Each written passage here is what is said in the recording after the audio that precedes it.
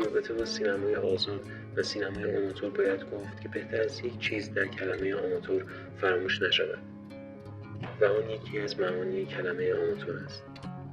آماتور کسی است که برای عشق انجام دادن کاری وارد آن حرفه می شود.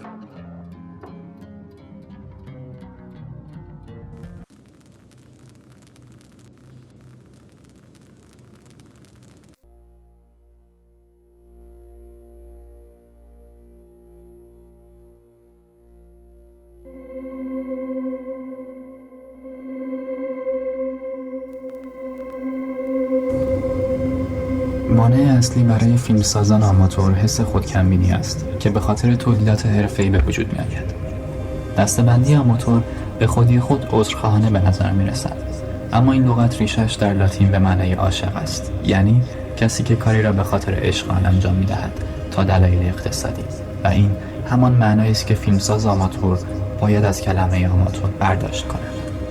و به جای حسرت خوردن درباره فیلمنامه و نویسندگان دیالوگ‌ها، بازیگران با سابقه، عوامل صحنه حرفه‌ای و بودجه‌های سرسام‌آور فیلم‌های حرفه‌ای، فیلمساز آماتور باید از مزیت عالی خودش استفاده کند. چیزی که تمام حرفه‌ای‌ها به آن غبطه می‌خورند و آن آزادی است.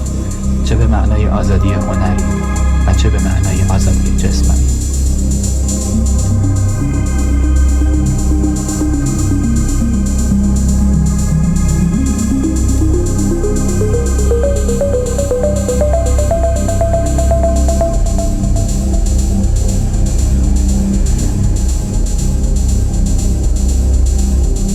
آزادی هنری به این معناست که هنرمند مجبور نیست درام و زیبایی بصری را به اجبار فدای کلمات،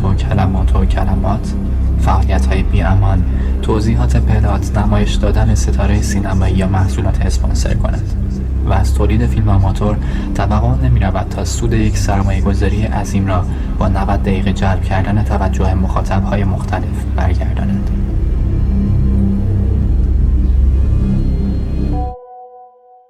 ادوارد ینگ یه فیلمی داره به اسم یی و یه شخصیت بچه‌ای توش هست که شدیداً علاقه داره به عکاسی و حتی با سن بچه بودنش مانیفست داره برای عکاسیش، ولی یه صحنه‌ای داره که میخواد از یه حشره عکاسی بکنه. این دقیقاً همون چیزیه که مایادرن در رابطه با شاعرانگی توی فیلم برداری و حتی قبلترش اشاره به عکاسی آماتور میکنه هست. همچون عکاس آماتور، فیلمساز آماتور میتواند خود را وقف ضبط شاعرانگی مکان‌ها و اتفاقات کند و از آنجایی که از دوربین فیلمبرداری استفاده میکند میتواند جهان پهناور زیبایی حرکت را جستجو کند و به جای اختراع کردن پلاتی که جاری است از حرکت باد و آب و کودکان و افراد و آسانسور و توپ‌ها استفاده کند، همان گونه که یک شاعر ممکن است از اینها بهره ببرد. از آزادیتان برای تجربه‌های بصری استفاده کنید، چون اشتباه‌های شما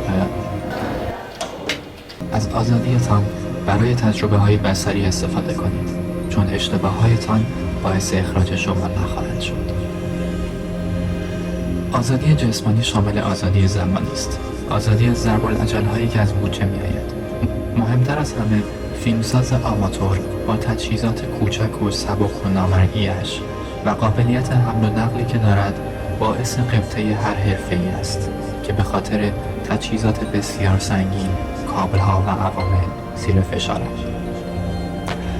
و فراموش نکنید که هیچ سپایه‌ای تا به حال ساخته نشده است که انعطاف پذیری جادویی و محرکی همچون سیستم پیچیده‌ای بدن انسان را داشته باشد که با کمی تمرین می‌تواند بی‌نهایت زاویه دوربین مختلف و حرکت بصری را به وجود آورد.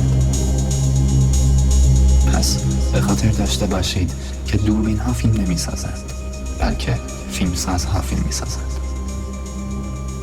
پس فیلم‌هایتان را با اضافه کردن عوامل و تجهیزات بهتر نکنید، بلکه با آنچه در اختیار دارید و با استفاده از نهایت پتانسیلش آنها را ارتقا دهید.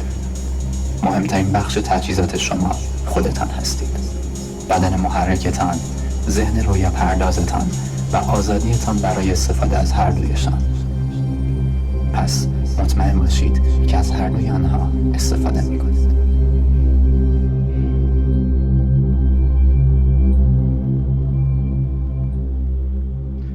یک بازیگر رو انتخاب نکردی که نقش بازیگر رو انتخاب کنی، یک فیلمساز انتخاب کردی؟